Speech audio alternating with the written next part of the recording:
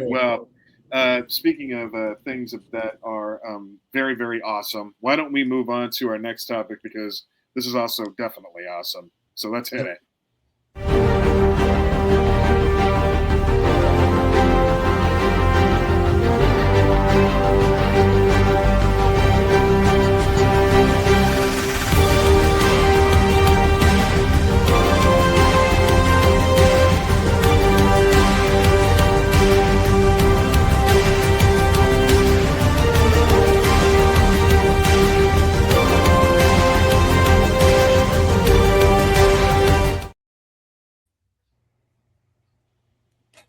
You know, I got to say, Bob is very, very good. We've done so many movie reviews on this show, and Bob puts together the best intros.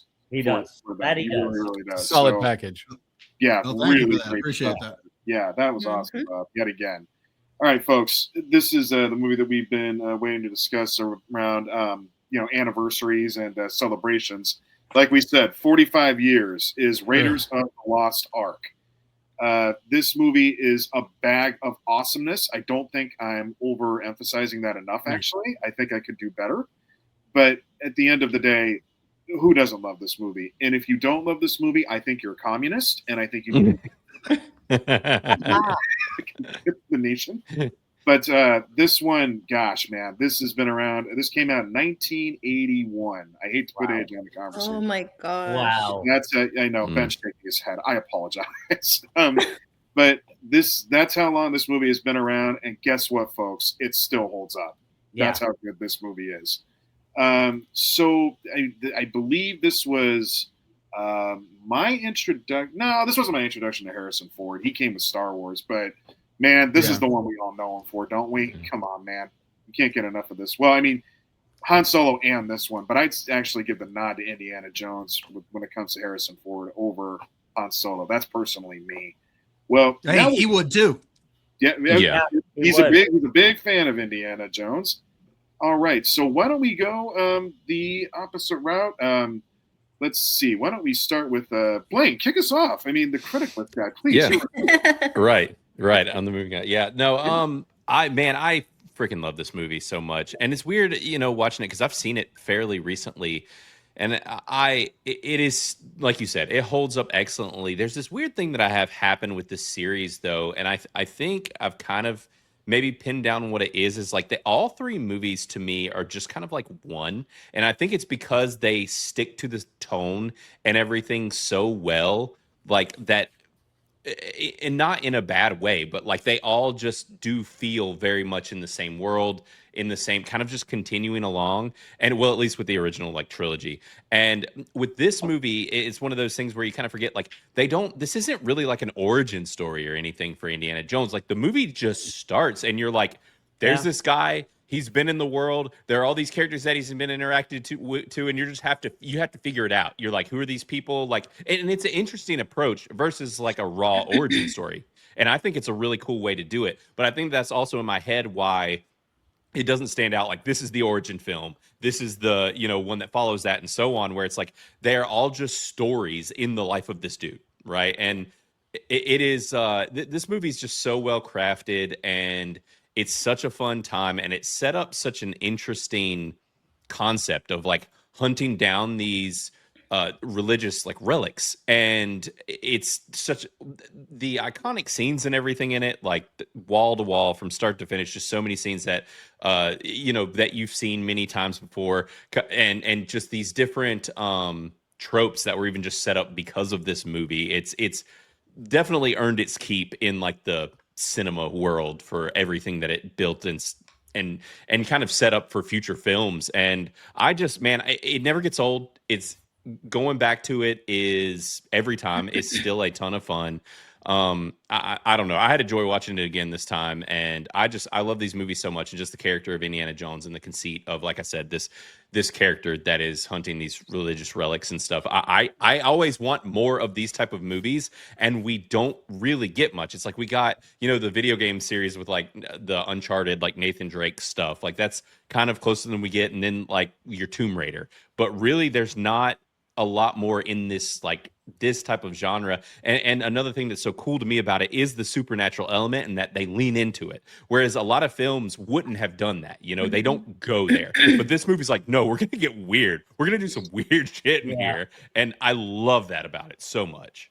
Yeah. So it's an excellent movie for me. I mean, I haven't rated this one on Criticless yet, but it's a most excellent, hands down. It's probably like, honestly, probably 100%. It's the OG, like it's the original. It set the status quo. Now, I love the third one like a lot.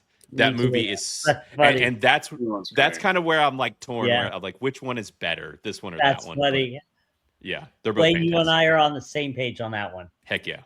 You know, like for me, Last Crusade is actually my favorite Indiana Jones film. Same here. Raiders is the best Indiana Jones film. Let me highlight a super chat real quick. Caveat for $2. Raiders is his second favorite movie. You know, a lot of people would put Raiders at the Lost Ark as one of their all-time favorite movies. I know Dixie mentioned that in one of my comments, or in the comment of my my review. He had talked about how awesome that movie was. So yeah, a lot of people would put this very high up there. All right, so thank you, Blaine, for your summary there.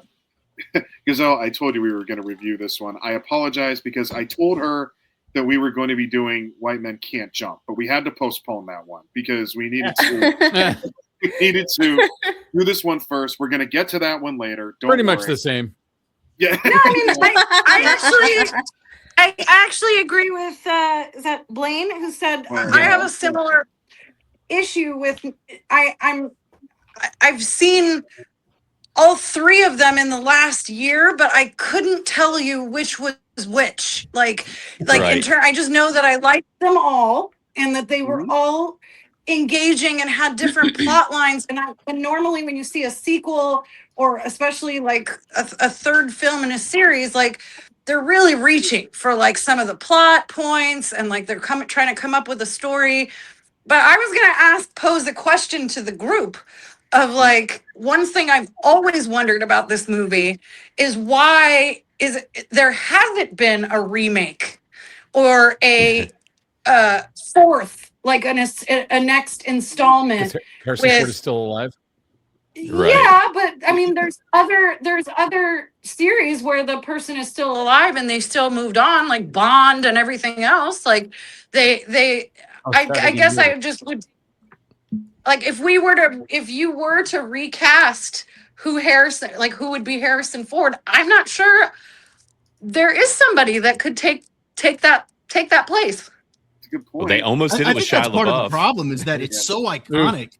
Thank God we dodged that bullet. Oh yeah, like, there's a handful of movies. That would have been horrible.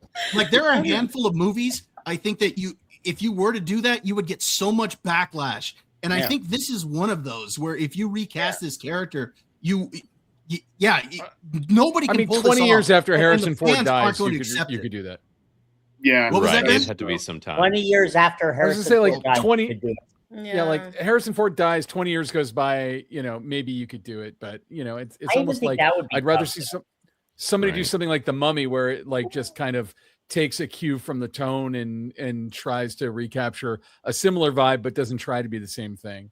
Because even when they came back with Kingdom of the Crystal Skull and Dial of Destiny, like they couldn't recapture it themselves, with Kingdom of the Crystal Skull, it's the same team basically. And then Dial of Destiny, it's James Mangold. He's freaking brilliant. Yeah. And it just, it's just hard to recapture all that. That's not bad. What Meister just a Chris Pratt. Right. I've heard a lot of people talk about Chris Pratt probably doing that. And real quick, just to highlight another super chat, Beloved, thank you for that for $5. Thank you, Beloved. Congratulations, guys. Great show. Awesome. Thank you for that, Beloved. I'll say one person who I could see doing it if there was anybody, and granted he found himself in so much controversy, he is kind of on his way back in, but is Armie Hammer. I could see Armie Hammer doing this role and killing it. Funny.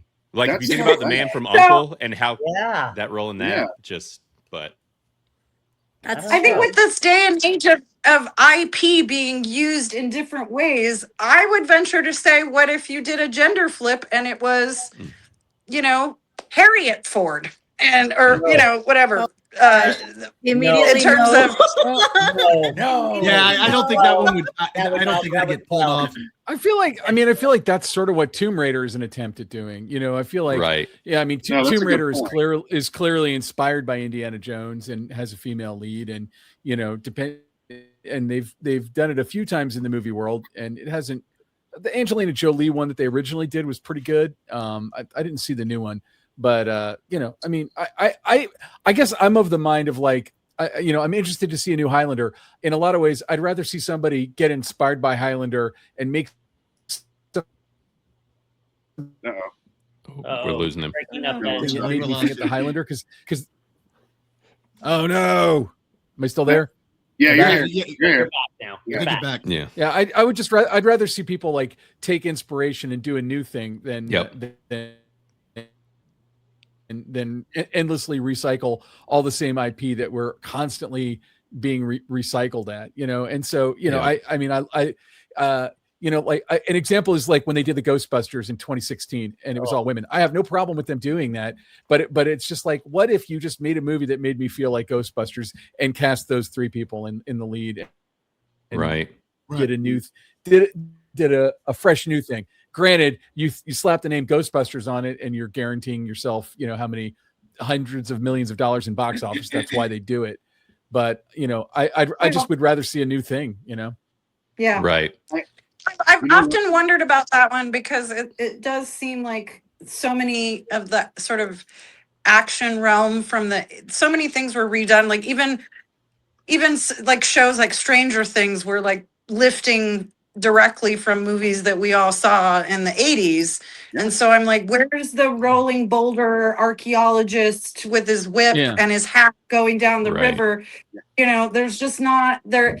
I think that was something, I don't know, maybe in the age of tech, like the story doesn't work as much anymore because there are some plot holes that would be easily resolved with if somebody had internet. Like a lot of the jobs, but like the archaeologist and the paleontologist. Cell phones ruin every script. Yeah, but in that sense, I mean, they could just put make in it a period piece. Yeah, period piece. That's what I was gonna say.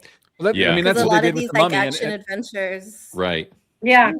That's why we don't get a lot of them because it would just be too easy for. I mean, like I love the Lara Croft movies with Angelina Jolie too, but yeah, sometimes it made it a little bit too easy that she could find everything with her technology. And the Indiana Jones movies are different in that way because he didn't have all of that stuff. Like you saw him working for it a little bit more, and I think they just Go ahead. Can I take a slight tangent? I will watch any movie where someone's looking at microfiche or microfilm forever, but if I have to watch one more goddamn Google search, I'm gonna scream. I hate watching people clickety clack on their computer. Yeah, that's such a line. That's a good one. Yeah, because I think we are missing a lot of that stuff. Because even remember, Blaine, like when we were doing like the Mask of Zorro. And all of the movies with all the sword fights and all of that kind of stuff with Pirates of the Caribbean, like we don't have any of those like action adventure movies anymore. And I think they need to bring all of that back. I think people are John Wick. Yeah, right. That's about as close as Highlander when it comes out. For real, in his own way. But you're right. What she's describing. No, you don't, because everybody's trying to put out like superhero movies, and I think the age of the superhero is over. I think we need to move it somewhere else. I'm with you. I mean, in terms of the action adventure, that's sort of what I mean. Like we haven't seen a new IP in this category of what you just said. John Wick is not Pirates of the Caribbean, or I mean, those are very We need a swashbuckler film. We haven't had a swashbuckler or an archaeologist or a paleontologist or one of these jobs that no one really actually ever has. Right. But one of those jobs where the hero makes it look cool. That's the thing. Right. Because Harrison Ford as Indiana Jones, he made archaeology look cool. Everybody wants to be an archaeologist after watching wants to be an archaeologist. Yeah. I would like to see that. I would like to see that.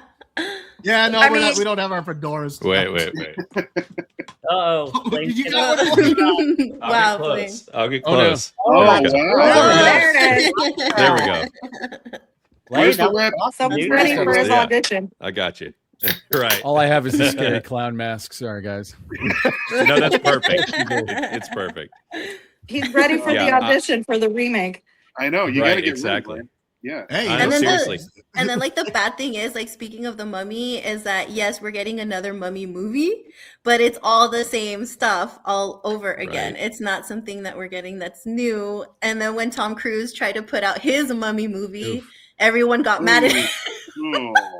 Mm-mm. Yeah. Well, I think the That Mummy happened. movie we're getting is going to be more like a horror movie because Blumhouse, I think, is putting that one out. So Yeah. it's going to Right. be The they're brand working new. on it Yeah. now. Yeah. That Which one they're was a little also weird to me. I don't think they should have named it the Mummy. They should have named it something no, else. which they're also still bringing back Brendan Fraser, and they're doing a new one with him as well. That's not connected to the one that's coming out this year, and they're Oh, that's not confusing at all. Yeah. No. seriously. That's not Yeah. confusing at all. They're really, Yeah. yeah. Yeah, And I think so that's that It's the it's- like you're it's trying like to make at one point I was like, oh, sorry. You know, I think we're on a what I was lag. going to say is I think that's the point you're trying to make, Lily, is that or that you were making, is that's why they shouldn't name it the Mummy, because we do Right. have the Brendan Fraser. Yeah, one because we coming have out the later. Brendan Fraser Yeah. one coming No, out you're right. later. Yeah. Mhm. And then I think they said I that think they that were they're going to like- throw out the third one too. So Yeah. it's going to pick up with Rachel Weisz coming in too. Yeah. You know, Which but and I am that's weird. intrigued. Go ahead. I'm sorry. No, you're good. I was just gonna say it reminds me because Lily and I are on a show with Jay, Drunk 3PO, and he actually just put out he's putting out a new comic book with one of our other friends, X-Wing Russ. And they're doing essentially it's this graphic novel that they've made is essentially pirates, but with a Indiana Jones type character, because basically they got inspired by the most recent Indiana Jones movie that was so bad. And they were like, what if we just like made a new character in the spirit of, and so it's this actual like person who sails for this guy who sails for the crown and is hunting down religious like relics. And it's more in the age of pirates and in the similar vein of this. And so it's a cool concept, but I'm like, kind of like what Ben was saying, where it's like, hey, you can do something in the spirit of it, but we need to start having some new IPs. We don't need to just keep like regurgitating Yeah. the same things. Well, you can only tap into what was done well so many times, and now we've gotten to a point where it's pure overkill, and everybody's like, "What else? I mean, what else do you have? Like anything at this point?" And we haven't been able to really get that yet. I think it's out there. I'm sure this will happen eventually. I'm convinced that there's going to be another boom period where there's going to be some really cool stuff coming out. I just don't know when it is, so we might have to wait a little bit. But I stay hopeful. I mean, It's just, after they milk every dollar out of the existing IP.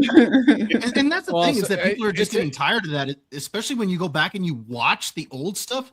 Like going back and watching Raiders for this review, like that movie still blows me away. Like, that's one of those movies. Like Blaine, I put my review out yesterday, and I gave it a 100%. That's only a handful of movies that I would give a 100% to. And agreed. And you match that up with Dial of Destiny, and kind of like you said, Gazelle, they're just milking the IP. And you mentioned it, that they tried to recapture the magic, even with Crystal Skull, and they just couldn't do it. Nope. I mean, there's very few movies I think that are. There's very few movies that are coming out where every generation and every member of the family can sit together and watch it. Like whether you're an immigrant or you don't speak English or you're not from America, like I think that Raiders of the Lost Ark is one of those few movies that I can think of that everyone in my family could sit and watch and be engaged and be interested.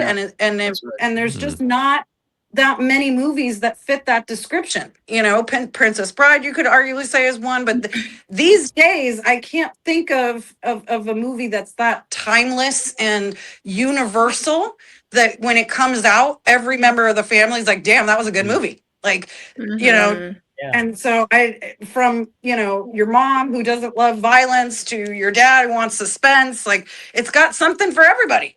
You know, really that's true. Yeah, because my family is a huge movie family. We love going to the movie theater. Last year, I think we only went like maybe twice, and that's pretty bad for us because usually we'll all get together and decide on a movie. And the only one that I think we're all gonna go watch as a family this year is probably Project Hail Mary, and that's the only one that everybody's kind of collectively excited for. But that looks good. Yeah, because then you start getting into like Dune 3, and that's probably just me and my brother. Like we're the only ones that are like that nerdy. But yeah, no, you're right. They haven't been putting out a lot of movies that the entire family actually goes to watch, and I think that's kind of a shame because it's just not the same. Anybody can argue and say that they have like the best home theater or whatever. It's just not the same going to watch it at the actual movie theater. No, like that's I'm with you, such 100%. an experience. That's like a total complete like experience from arrival all the way to the end where you leave and everybody's talking about it. Like it's just not the same.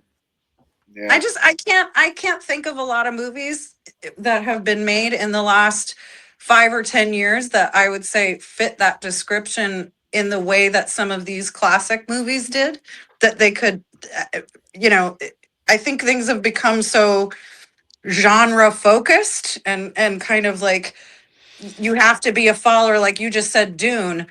I didn't see the first two. You know what I mean? So it's like if you don't rate the one of the good things about this movie was that you didn't need some background knowledge to go see it, or the second one or the third one. You could just show up and it's still a good time and you would get it. You know, like you didn't need to know the origin story of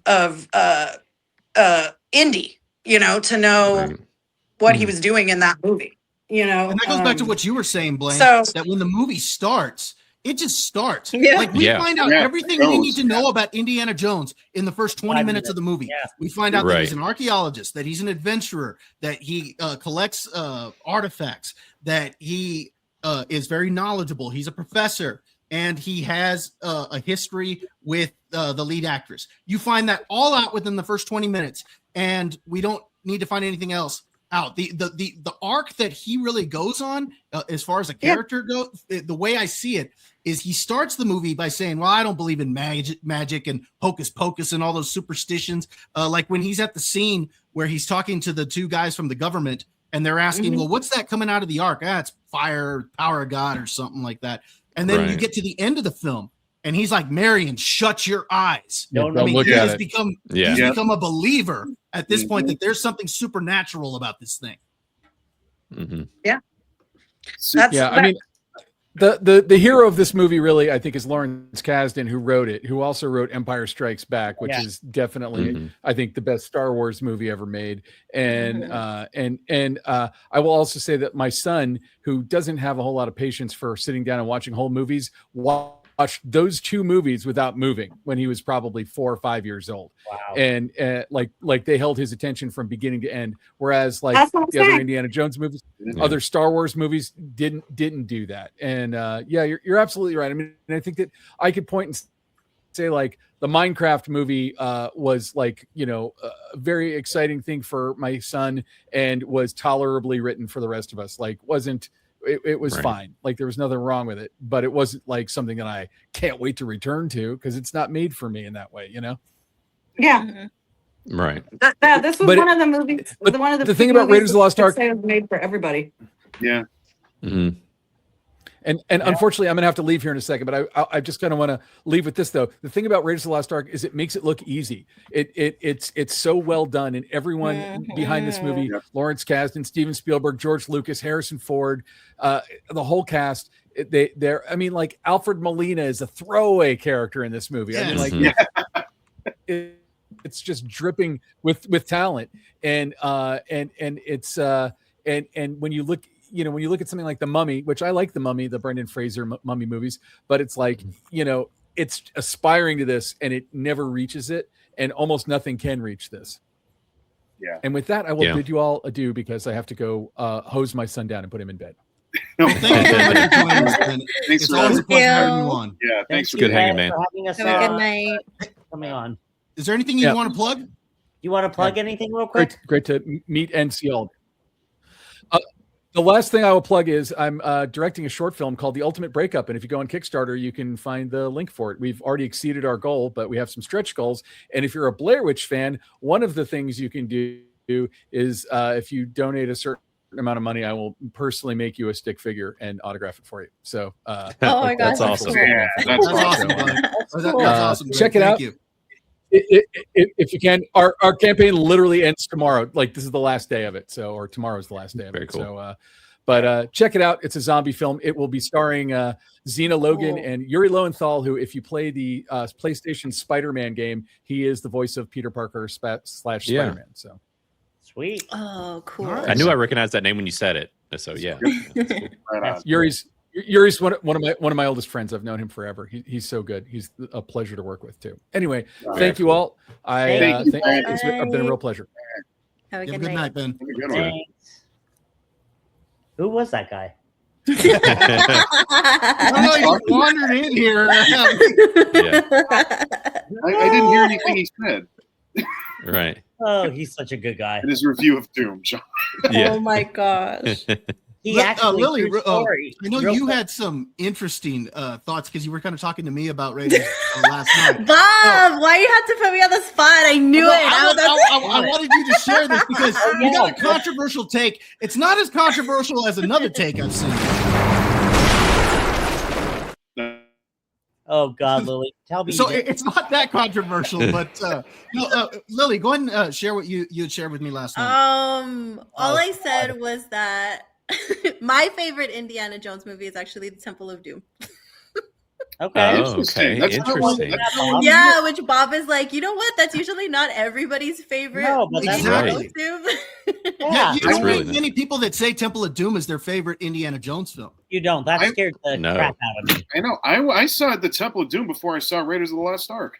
Yeah. I didn't even know I Raiders saw of the Lost Ark came out before Temple of Doom. I think I saw Raiders first. I think. And my you know mom what, and- Josh? That's probably to the point of why, because Bob was like, "Oh yeah, you would because you're like more of a horror fan," and that was a little bit more like that. crazy. Yeah. Oh, But- when ripping I the think I whole saw out. Temple first too. So, Yeah, I because think I saw it first too. those are my earliest childhood memories. Because I was telling Bob like, oh yeah, like I would spend a lot of time with my brother when I was little, and of course he was watching all this stuff. He was watching Indiana Jones, Star Wars, and all of these things. So the Indiana Jones movie that would entertain me the most was Temple of Doom. Now I know this. So- Last Crusade I saw in the theaters. The other two we had bought. Like I watched it at home. So, and I want to say Raiders was my first one, I think, and then Temple. Maybe it was Temple. I don't know. Temple scared the crap out of me. Caveat It was likes a so lot, good too, so. though. Yeah. It was. It's a cool movie. It's a good That's the one. one with the dance number too, right? Yes. Is in Uh-huh. that one, and And then even Yeah. the snake and the monkey brain. Yeah. My brain. Eat the monkey brain. Yeah. It's funny because when you listen to George Lucas talking about why it's so much darker, he's talking about, when I came up with the story for that, I was going through a divorce and and so he's like, it was a real dark time in my life. So I ended up making the story a lot darker. And the second part of a trilogy is always supposed to be darker anyway. And so yeah, that's part of why it turned out so dark. Nailed it. Yeah, he did. It's good though. It is. Well, good. and the cool is that's the one with like a young kid in it too, which is interesting. I think for us too, it's like with that character maybe, and since we saw it younger, like that's another kind of component to it. It's like, oh, this one has a kid in it, and then you're like, oh, this one's nightmare fuel. Like, Yes, I think that's probably why my parents let me watch that because they're like, oh, there's like a kid in this movie. It must be like a little adventure movie or whatever. Right. And like, the ending is like no. one of the happiest things you'll ever see too, because they free the temple with all the kid workers who were slaves, and everybody's running in the field, and all is well. And it's just that ending still hits me to this day. Anytime I see it, I love the ending of that movie. It's great. It's very, very, very feel good. I will say though, Gazelle got me thinking: can we get Tomb Raider only with the girl who plays ballerina? Ooh, Right. I think With that Ana would be de Armas. Ana de Armas. Okay. Anna de Armas, yeah. Yeah. Yeah, I think she was she's great for in Ballerina. I sure. love Ballerina. It's because they need somebody that actually looks like they can do all of these things. Like I know Angelina wasn't really that muscular or whatever, but she was at least tall. And Well, can we've kind already of got our believe next it. Tomb Raider. So Yeah, it's gonna like be, I don't believe that. What's her name, Sophie or whatever? Like yeah.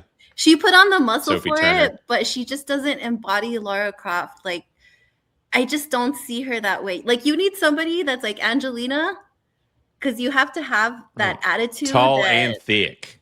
Yeah, Right. and the thing is that they just don't have the attitude. You need to find somebody with that attitude. Like not even Ana de Armas. Like she's way too sweet for that role.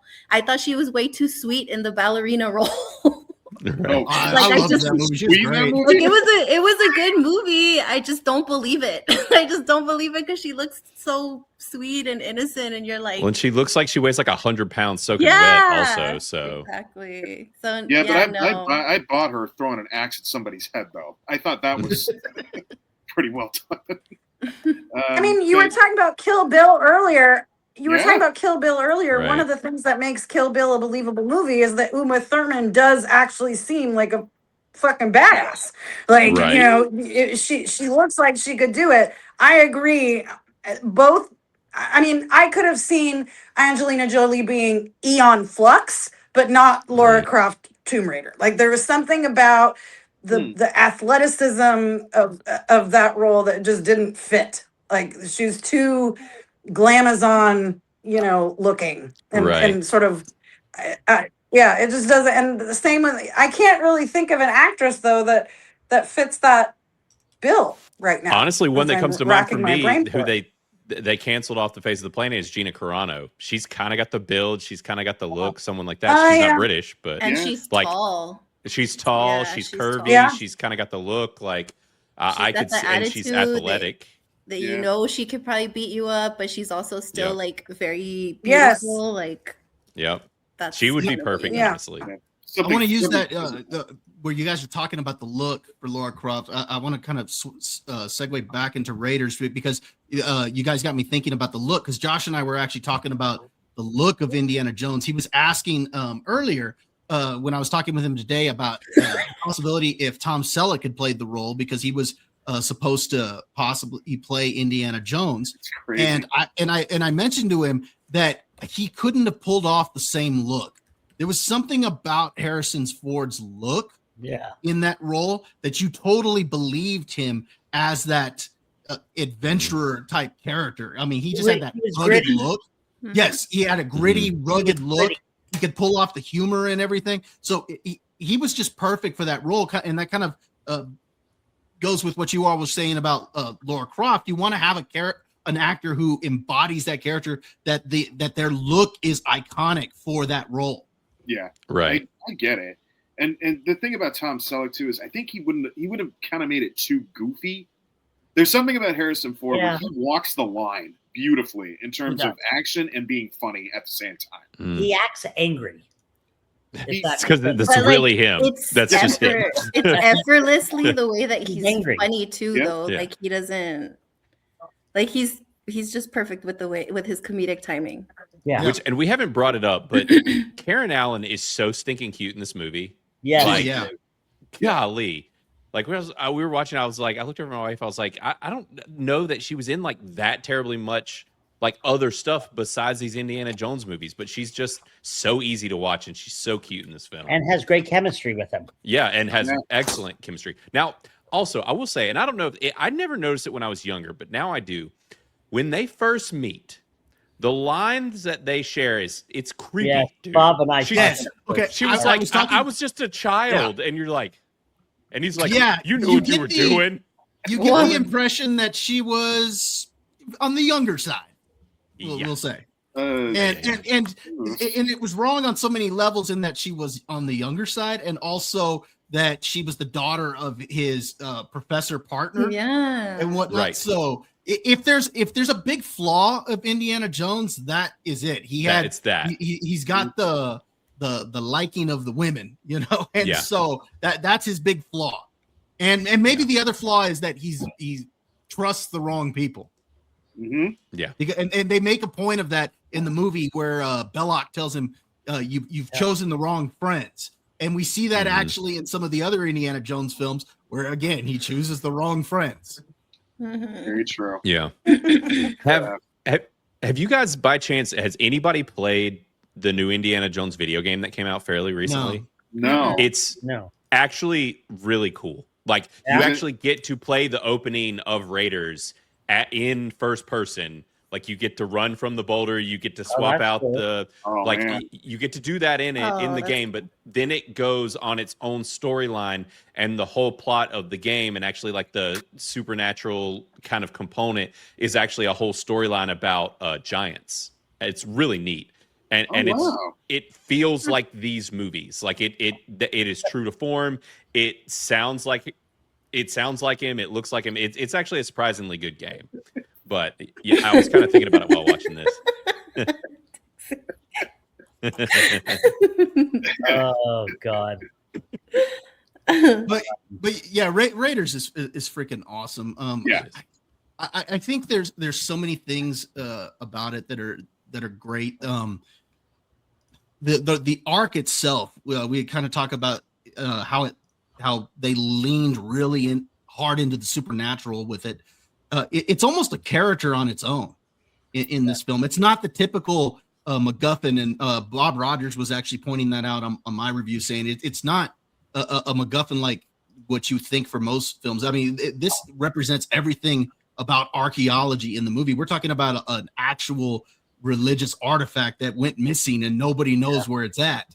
And the fact that, you know, the adventure that they go on to find this, and they've got the worst of humanity after the Ark as well. I mean, there's just so many things about this movie that just come together that make it work right. And we haven't even touched on the score. John Williams brings it with the score. Dude. Like I think the scene, both when he's in the map room and at the end of the movie when they actually open the Ark and you're hearing the theme for the Lost Ark in both of those scenes, I think those are fantastic. They give me chills. Yeah. Mm-hmm. It's so really, good. really good. I love it. You know what's funny? I agree with Derek. Raiders is a great movie. But I agree with Bob. I love Last Crusade. Mm-hmm. Yeah, I absolutely love Last Crusade because it's got everything in it. Plus, I hate snakes. That snake Raiders. Me too. Yeah. Too much. And that cobra just staring at him. And I even think the worst one was the snake coming through the mouth. The statue, yeah. Like too much for me. That was just like, I couldn't take it. I was like, oh my God. What's his name that I noticed? His friend, not the doctor, the one who was in all of them. Oh God. Brody. You're talking about Marcus Brody, right? Right. Was not in it very much. I thought he was in it a lot more. No, he's his biggest role is in Last Crusade, but he's not in Temple of Doom. And of course, his character dies off screen, so he's not in Crystal Skull or Dial of Destiny.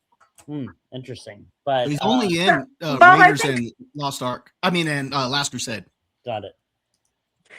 Go ahead, G. Bob, I think something you said that's interesting about the supernatural and, you know, him being a believer at the end. I don't think it's just him. There's something about the way that this movie and these movies were made that you actually think that if you were to go in a cave, like some ancient cave, and find a relic, that could happen, like in a Mayan ruin or in somewhere that it's so believable that, like, if you lift the chalice, that like literally something could actually happen, because it's this the history, the fact that a lot of people, there's still a lot of mysteries about things like, you know, pyramids, or, you know, archaeology still holds a lot of questions that people haven't been able to solve. And I think there's an element of, you can suspend your disbelief for this movie in a way that you can't for other movies, because something creepy coming out of, you know, an ancient culture seems believable. You know what I mean? Like it's not something that's as far-fetched as some of the other movies that have been coming out more recently, I think. Oh, real quick, Meister brought this up. He brought this up on my review as well. Yeah, you guys remember the scene where Indy's ready to blow up the Ark? If you look over at Belloc, there's a fly that lands on his mouth, and then all of a sudden it looks like it walks into his mouth and disappears. So there was a lot of talk that he actually ate the fly and just kept going. Now, my understanding is they actually use like several different takes and stuff like that, but they wanted it to be a debate whether he really ate that fly or not. That's good stuff. That's wild. Yeah, so, I think that's pretty cool because if you watch it, the fly goes missing. It looks like it goes into his mouth and then it's gone. But yeah, this movie's awesome. Let me, Derek, you got any thoughts real quick, and then I want to share the critical scores. You guys shared them all. To sum it up, I'll leave it with one sentence. I think that encapsulates all of it. In that, they don't make them like this anymore. No, they don't. And you hit it right on the head. And man, it's always good to go back and revisit these. And I can leave it at that. So thank you, Raiders. And let's take a look at that. So Raiders right now over on Critic List, I mean, it's sitting there with a 95% with 106 votes. Wild with that many people. So that is so high. What has 100% then if that doesn't have 100%? Well, I do know that this good-looking guy wasn't good, gave it 100%. There we go. It's not a hot take like that Jaws take, I mean, right? No. 100%. But like no, seriously though, Meister also gave it 100%. Bob Rogers gave it 100%. I know Blaine, you talked about that when you put your score, you'd probably give it 100%. And if you just go down the list here, I mean, it's all 95%. Yeah. I mean, almost everybody has this thing as a most excellent. I think there's a couple of rads, and there's like one person who gives it like a bogus, but didn't really even put a review. So I don't think that's really accurate. I don't like fedoras. 1 star. Right. Exactly. Yeah, look at this. So you said, Blaine, you would probably put it at around 100%. Somewhere in there, yeah. I'm kind of torn. It's like one of those, sometimes when it's a trilogy like this or like part of other films, I'm like, should I kind of put them in the same camp where if there's one that I like a little more, should I like put it a point or two higher kind of thing? But it's like, I mean, this movie's near perfect. And it's kind of, if you're going to throw a bone, it usually tends to be towards the original, right? Like the first. Yeah, absolutely. So, what about you, Lily? If you had to rate this on a critical score, what would you rate it? Probably not 100%, only because like Blaine just said that when it's part of a trilogy and this isn't my favorite, but it would probably be somewhere in the 90s too. All right. What about you, Josh and Derek? What would you guys give this? 98% probably. Right. I might give Last Crusade 100%. Okay. Yeah. It's probably somewhere in there. Yeah, 98 to 100. I don't see how you don't grade it like super, super high.